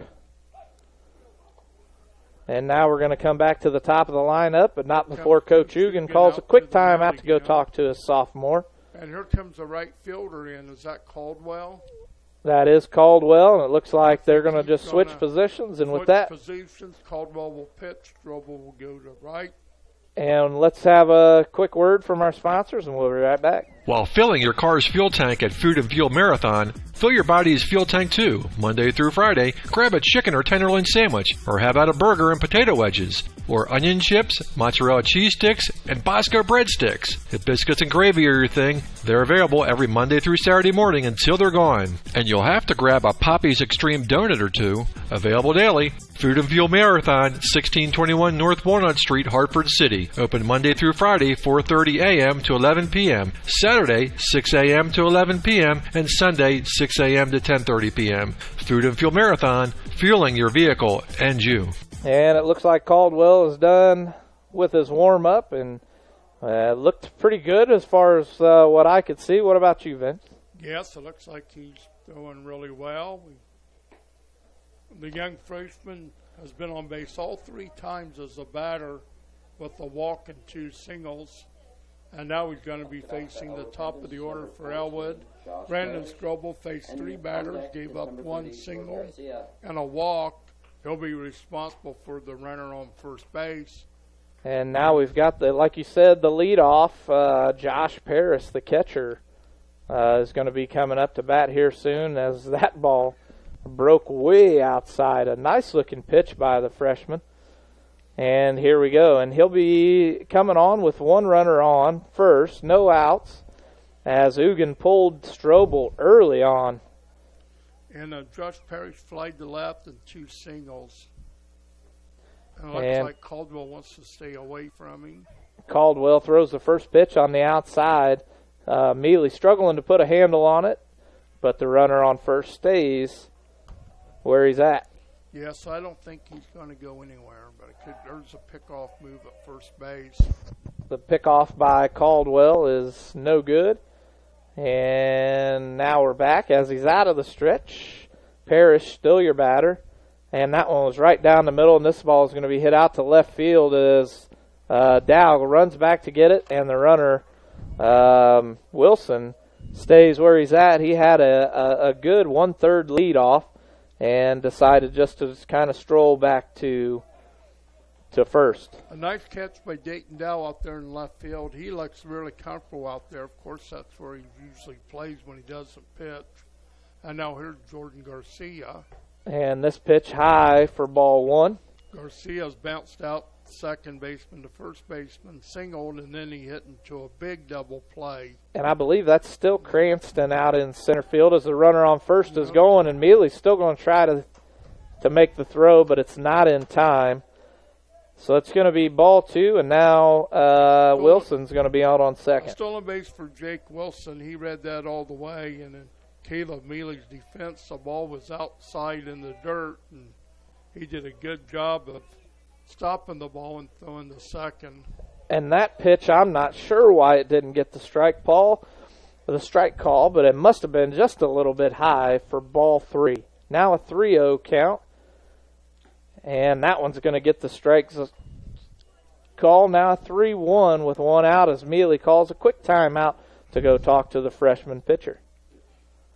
Yes, he either saw something that Caldwell was doing or had advice on how to pitch Garcia. Tell you, for being a sophomore, Caleb Mealy's one of the better catchers around the area. Mealy definitely a very good catcher. And that's going to be strike 2 as it was right down the middle, belt high, which is right where I thought that third ball call was. But this time gets the strike call, 3-2 count, 1 out. And he's going to hit him. Oh, no. And now Garcia going to take his base. Now runners on first and second. And that's going to bring up the pitcher, Jack Bennett. Next up to bat for the Elwood Panthers is we got to 12, get Jack Mr. Bennett out because Drew Laser's on deck, and after him is Lutherland. Yes, and Bennett singled to center, struck out looking, and reached on an error on the second baseman. So technically, Elwood has the winning run at the plate, Steve. Is that right? If they score 3? No, they still have to score 4 more runs in order to get the winning run. That's my fault. I was messed up the last inning anyway. I thought Mealy scored on Dow's single, but he was held at third. And now we've got Caldwell delivering out of the stretch, and Bennett's going to foul one down the third base line. Gave that one a rep. Jack Bennett batting third today and pitching. Again, I said he was hurt last year. He couldn't pitch. He could play in the field, though, but he's reached on the air, struck out, and singled. So he's scored 2 runs and 3 at-bats. And that one's going to be pitched right down the middle as he fouls now an 0-2 count. Yes, this is a big pitch. We're going to have to get him out some way. I think he's going to be a tough out to get, though. Breaking ball or a changeup? Call it now, Vince. I don't know what he's going to throw. Caldwell with the 0-2 count now tries the pick-off move. Well, Caldwell spun the second. I guess he's not throwing anything.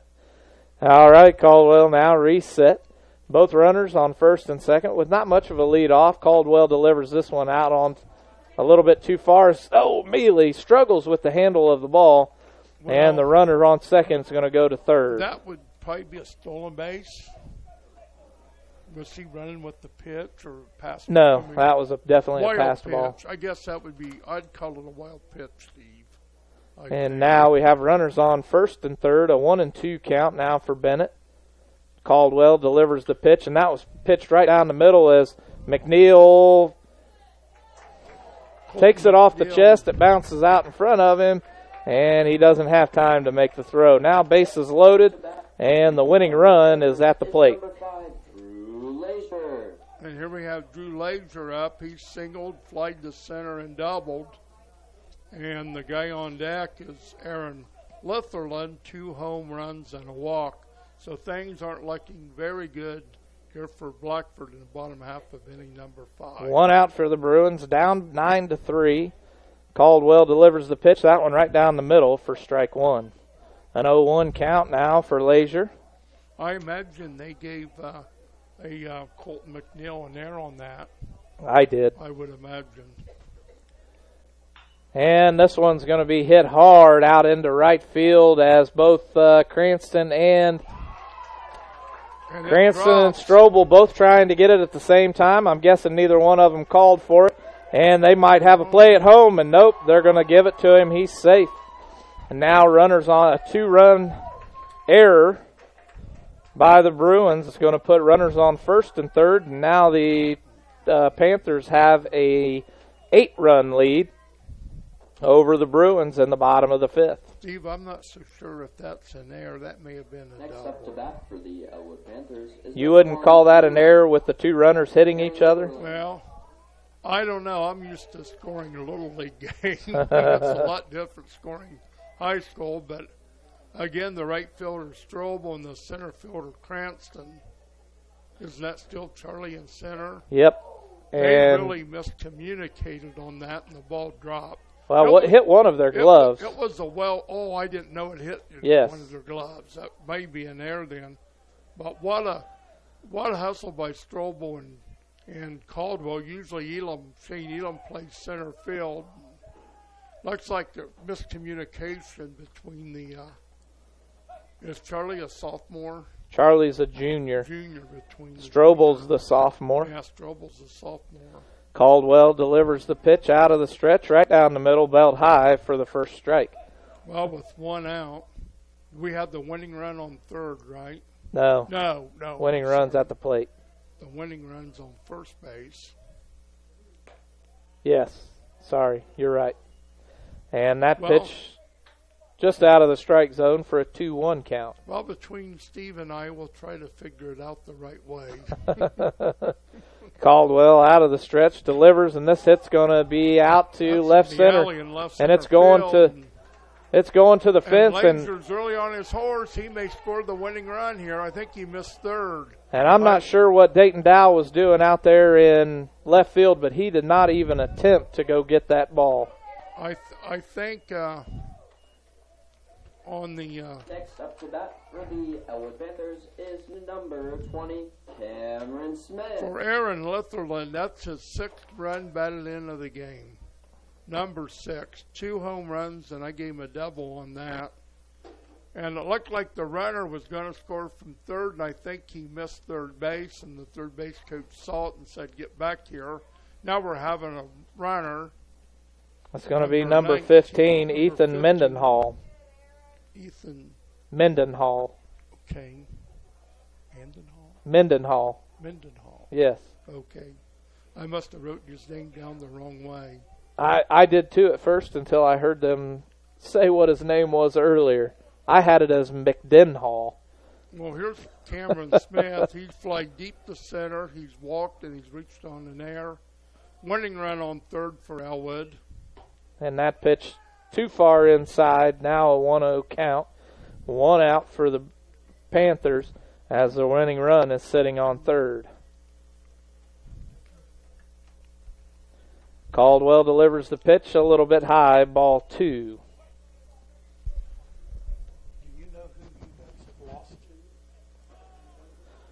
Caldwell still out of the stretch. The runner on second with a very big lead, and this one's going to be grounded, and that's going to do it. That's going to be the ball game. We'll be right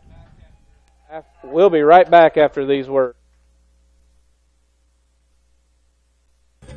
Foundations Building Material is proud to support Blackford High School athletics. Foundation Building Material is your local building materials distributor in East Central Indiana. Our promise to our customers is to do business with integrity and honesty and strive to be the best every day, and never forget we work for you, our customers. We are founded on principle and built on purpose. Distributors of drywall, steel studs, Armstrong ceiling, and insulation. Call Aaron Farrell, 260-471-2181. Foundations Building Materials.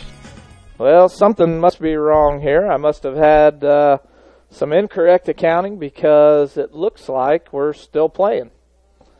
And with that, Vince, not sure what's going on. We're in the bottom of the fifth.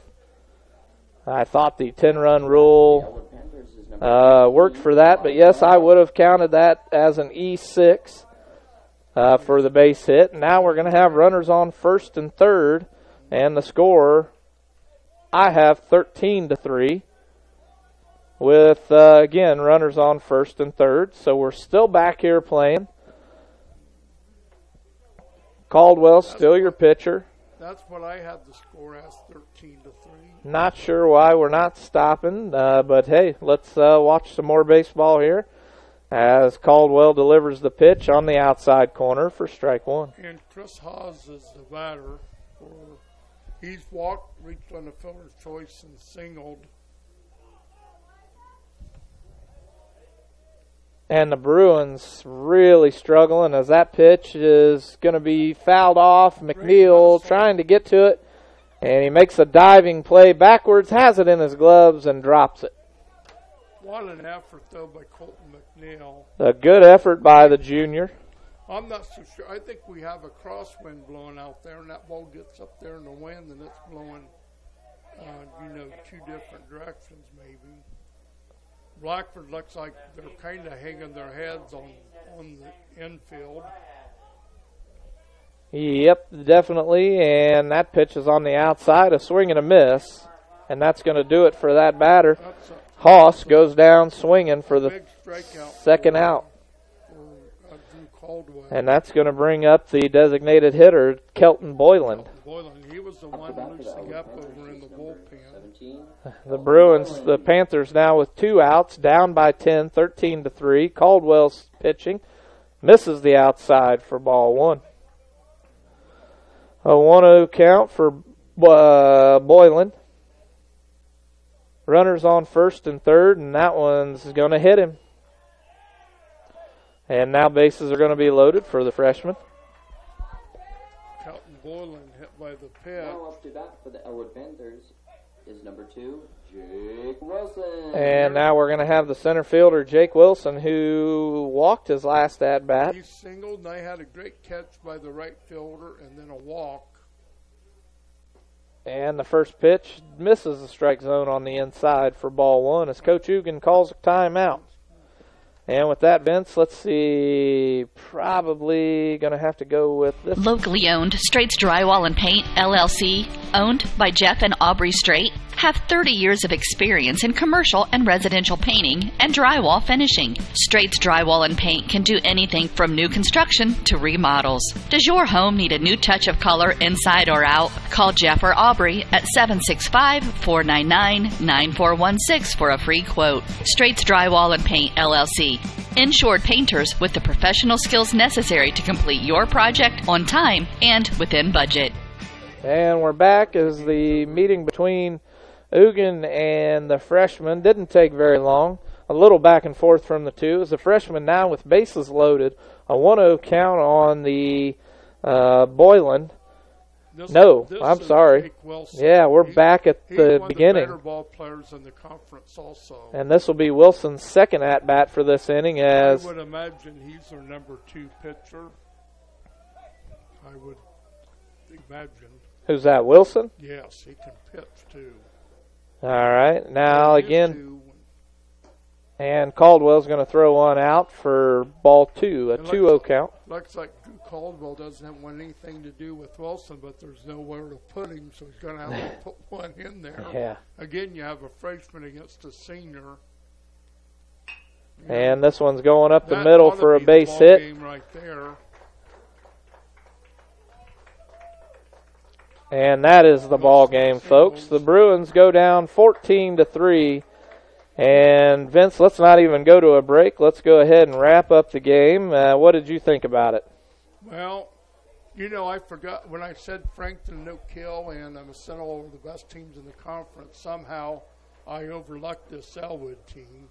I don't know how I could have done that, knowing them, you know, from Little League Baseball. But Elwood scores 4 runs here in the bottom of the fifth.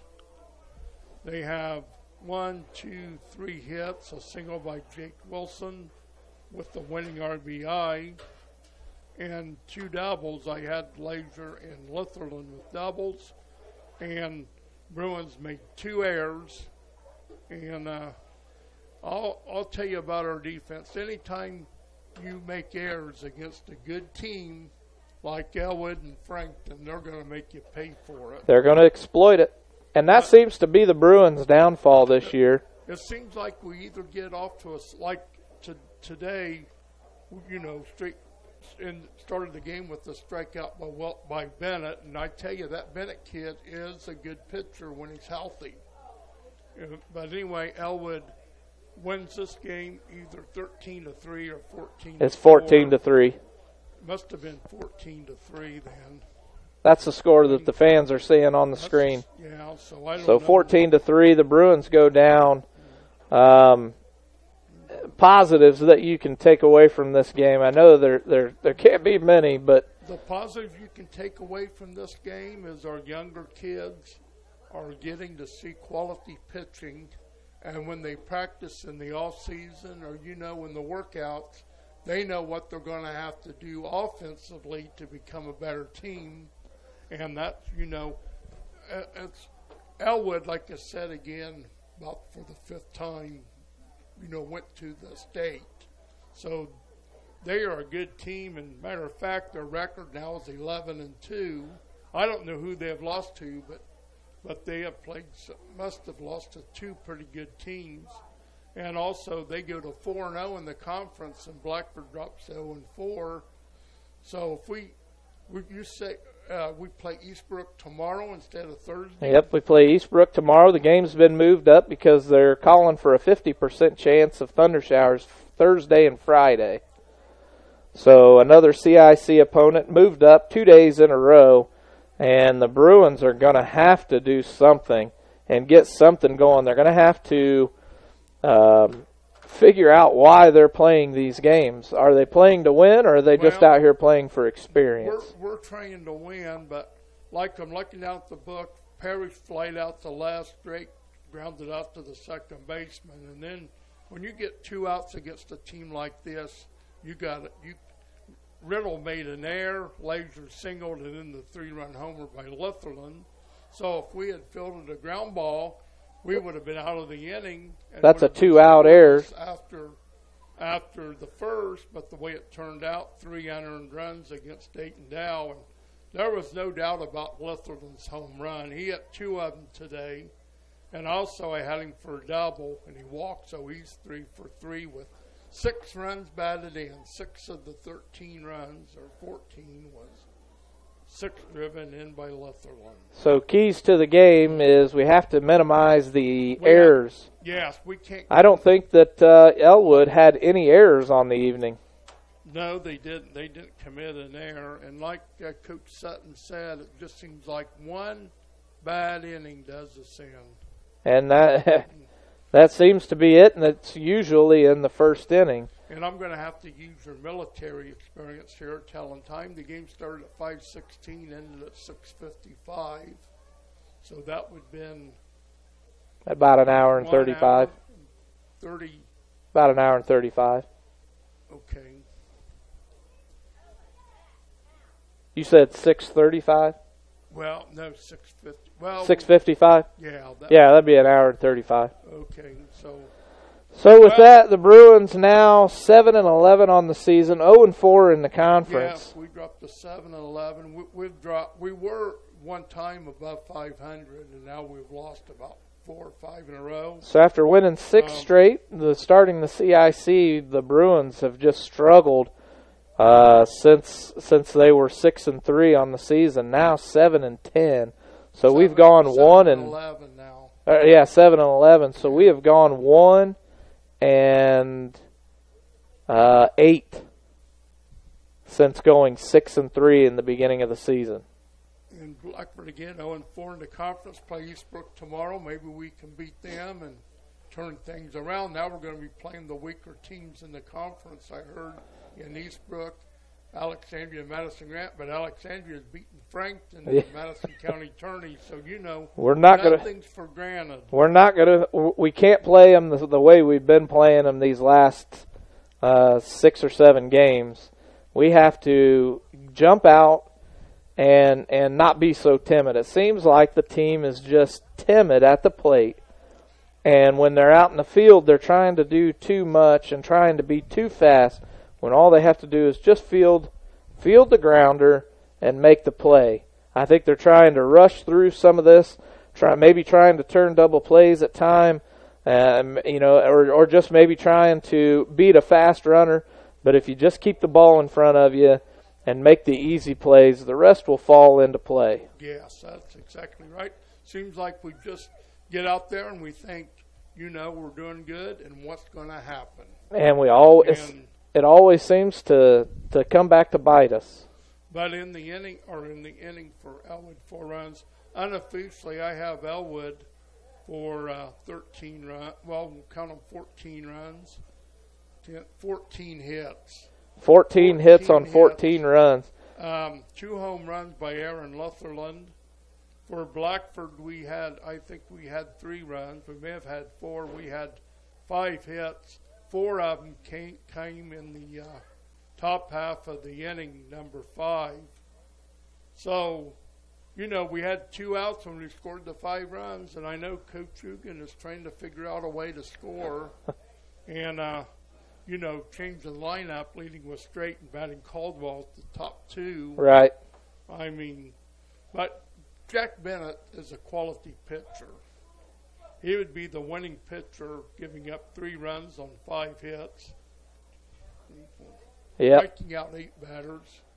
And when you get run support like that, I'm pretty sure that he was feeling a lot more comfortable and confident going out in the second inning with the 3-0 lead. Yep. And what he had been if the game was scoreless. Right. And with that, we're going to go ahead and wrap up this. I'd like to thank everyone for watching. Go ahead.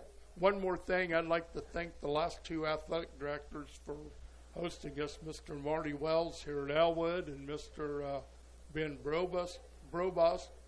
I think that's how you pronounce it. Brobast, yep. Brobast, the athletic director from Frankton, and for the hospitality that we're getting and everything. And, well, we play tomorrow night, so that could be good. We're going to have to hold them to start the top of the inning, and we're going to have to score some runs, get some momentum, and try to get a win here in the conference. Let's remember why we play the sport, and let's get a win.